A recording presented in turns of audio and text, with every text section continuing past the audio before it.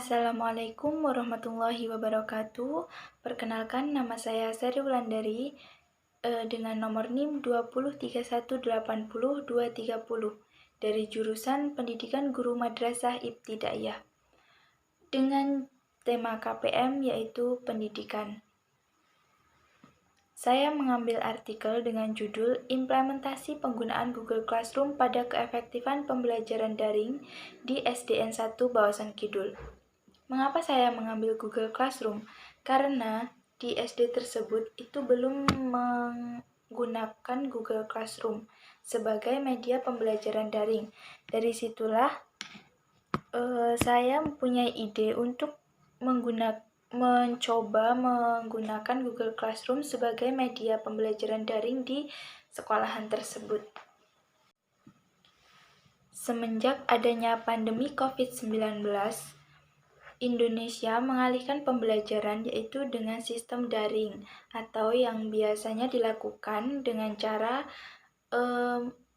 menggunakan media internet, media sosial sebagai media pembelajaran pada peserta didik seperti pada WA,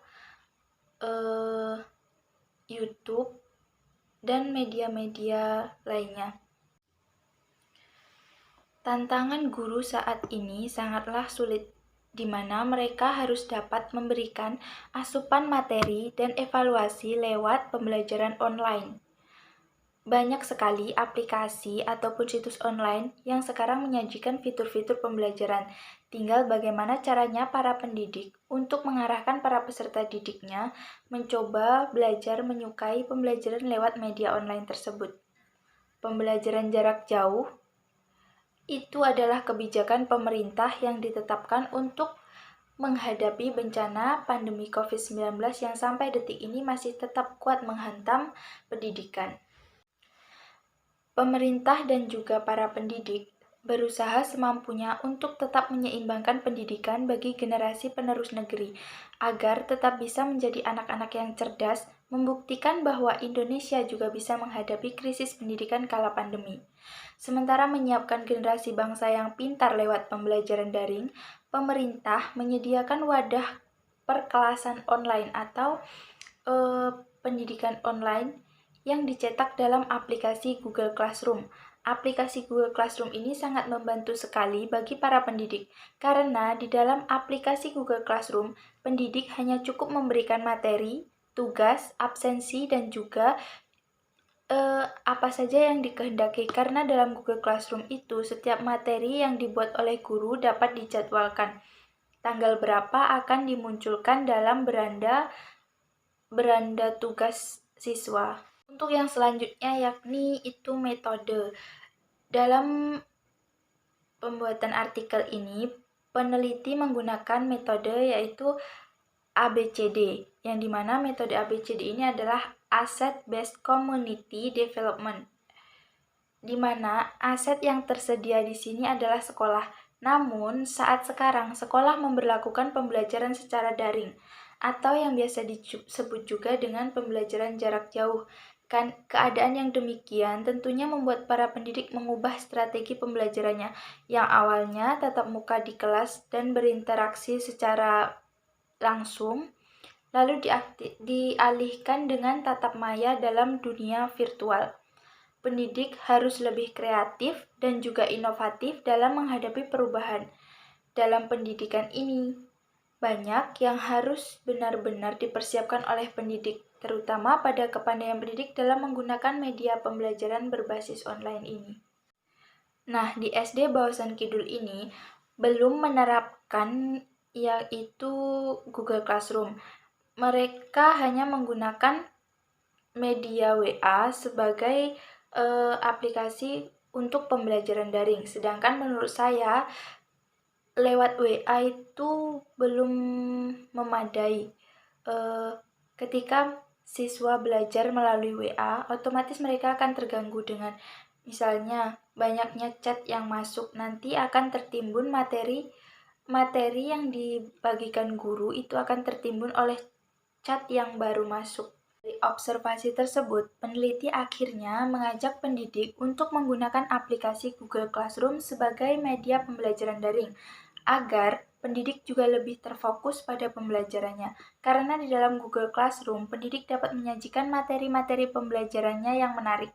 Seperti contohnya memberikan video yang telah dibuat sekreatif mungkin, menyajikan PowerPoint yang menarik, memberi tugas yang lebih menarik, serta guru dapat memberi soal-soal evaluasi pada siswa dengan cara seperti permainan mirip dengan game online yang sering dimainkan oleh anak-anak.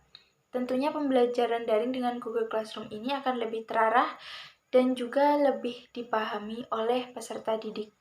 Dalam teknik-teknik pendampingan, yaitu yang pertama ada pemetaan komunitas, pemetaan asosiasi dan institusi, lalu yang terakhir ada pemetaan aset individu. Yang terakhir yaitu skala prioritas.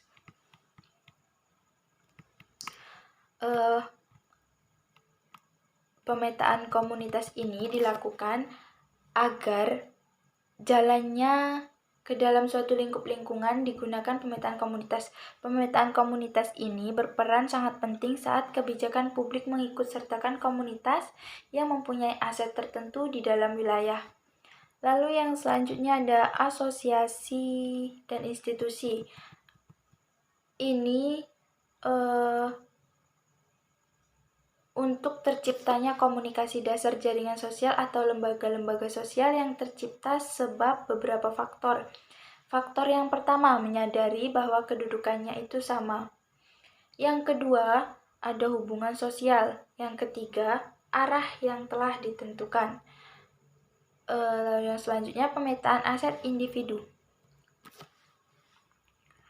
Pemetaan individu diantaranya yaitu ada interview, diskusi, dan negosiasi. Pemetaan aset individu ini memiliki manfaat menguatkan hubungan solidaritas antar masyarakat, membentuk relasi yang baik antar masyarakat, dan juga masyarakat bisa mengetahui keterampilan dan bakat mereka masing-masing. Yang selanjutnya yaitu ada skala prioritas. Ketika masyarakat sudah mengetahui bakat mereka di bidang masing-masing, diharapkan mereka itu dapat mewujudkan harapan-harapan mereka dengan cara dibantu oleh peneliti. Namun, karena terbatasnya waktu dari peneliti, jadi peneliti hanya dapat mendampingi dalam waktu singkat, dan kedepannya itu akan mimpi-mimpi mereka akan diwujudkan oleh mereka-mereka sendiri. Tujuan digunakannya Google Classroom ini adalah dari peneliti sendiri mengharapkan supaya